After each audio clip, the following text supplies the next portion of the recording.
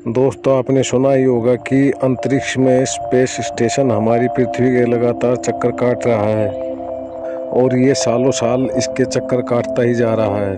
पर आपके दिमाग में ये सवाल तो आता ही होगा कि स्पेस स्टेशन अंतरिक्ष से गिरता क्यों नहीं है और इसमें कौन सा ईंधन इस्तेमाल होता है और क्या इनका ईंधन कभी समाप्त होता भी है या नहीं, जो ये लगातार चलता ही जा रहा है।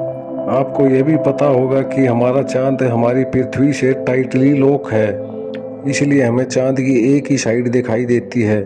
चांद का अंधेरे वाला हिस्सा हमने आज तक पृथ्वी से कभी नहीं देखा। हालांकि चंद्रयान 3 ने वहां पर उतरकर वहां की कुछ तस्वीरें ली हैं और कुछ रिसर्च भी की है, लेकिन पृथ्वी से चांद के उस हिस्से को कभी नहीं देखा। आखिर किस कारण पृथ्वी का गुरुत्वाकर्षण बल उसे इतना प्रभावित करता है कि उसे फ्री घूमने नहीं देता। जब हमारी पृथ्वी का गुरुत्वाकर्षण बल इतना प्रभावित करता है, यानी 4 लाख किलोमीटर दूर चांद को प्रभावित करता है, तो हमारा इंटरनेशनल स्पेस स्टेशन पृथ्वी के गुरुत्वाकर्षण बल की मार से कैसे बचा हुआ है? क्या यह चांद से भी ज़्यादा दूरी पर है? जो चांद हमारी पृथ्वी के समुद्र को इतना प्रभावित करता है कि समुद्र में इतनी हलचल मचा देता है, समुद्र में ज्वार भाटे उत्पन्न कर देता है, वो चांद स्पेस स्टेशन को अपनी तरफ क्यों नहीं खींच लेता और उसको प्रभावित क्यों नहीं करता, या करता है तो कैसे करता है? दोस्तों, अंतरिक्ष वैज्ञानिकों के लिए एक रहस्य बना हुआ है।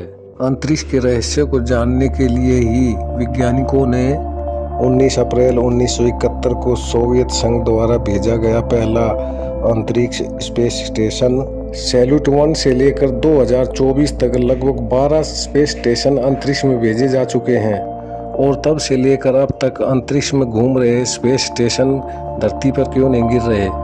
इस सवाल को जानने से पहले आपको यह पता होना चाहिए कि स्पेस स्टेशन किस लिए बनाया गया है और इसका कार्य क्या है और इन्हें अंतरिक्ष में कैसे भेजा जाता है और पृथ्वी के ऑर्बिट में कैसे पृथ्वी के चक्कर लगाता है और पृथ्वी का गुरुत्वाकर्षण बल इसको क्यों नहीं खींचता। तो चलते हैं इन्हीं सवालों का जवाब पाने के लिए वीडियो में आगे। दोस्तों, कई दशकों पहले स्पेस स्टेशन को एक मात्र कल्पना माना जाता था और साइंस फिक्शन माना जाता था और ये स्पेस लवर तक ही सीमित था, जब तक 1940 में यह साकार नहीं हो गया। वास्तव में स्पेस स्टेशन एक अंतरिक्ष यान की तरह होता है, जिसे ISS भी कहा जाता है, जो लंबे समय तक वैज्ञानिकों को अंतरिक्ष में ठहरने की सुविधा देता है। यानी कि अंतरिक्ष में एक हमारा अस्थायी ठिकाना होता है। आसान शब्दों में कहें तो इसे अंतरिक्ष में एक आवास भी कहा जा सकता है या अंतरिक्ष में बनाया एक होटल समझ सकते हैं, जो वैज्ञानिकों के रिसर्च करने के काम आता है। आपके मन में सवाल आ रहा होगा कि ISS को अंतरिक्ष में बनाने की ज़रूरत क्या थी? इसके जवाब में कई वैज्ञानिक तर्क दिए जा सकते हैं, जैसे मानव शरीर पर वेट लॉस का परीक्षण, अन्य ग्रहों की जानकारी लेना। हमें पृथ्वी के वातावरण के कारण अंतरिक्ष में साफ दिखाई नहीं देता, परंतु हम जब स्पेस स्टेशन पे होते हैं तो हमें घने बादलों की और वातावरण की मार से अलग सब कुछ साफ दिखाई देता है। लेकिन इन सभी तर्कों का मोल है जिज्ञासा।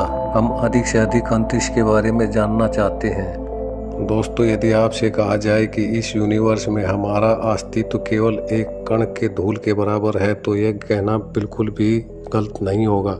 और इसी तरह अंतरिक्ष में छिपे हजारों रहस्यों को जानने के लिए अंतरिक्ष में एक स्पेस स्टेशन का निर्माण जरूरी था। एक ऑर्बिटर स्टेशन को बनाए रखने का उद्देश्य कार्यक्रम के आधार पर भिन्न होता है। स्पेस स्टेशन को अक्सर वैज्ञानिक उद्देश्य के लिए लॉन्च किया गया है, लेकिन बीते कुछ सालों में मिलिट्री लॉन्च भी हुए हैं। पहले अल्प विकसित स्टेशन 1969 में 2 रशियन सोयूज व्हीकल को जोड़कर बनाया गया था। इसके बाद 1984 में इंटरनेशनल स्पेस स्टेशन का निर्माण हुआ। इंटरनेशनल स्पेस स्टेशन पृथ्वी के निचले ऑर्बिट में नासा द्वारा निर्मित 8वां अजूबा है, जो दशकों से मानवता की सेवा करता आ रहा है।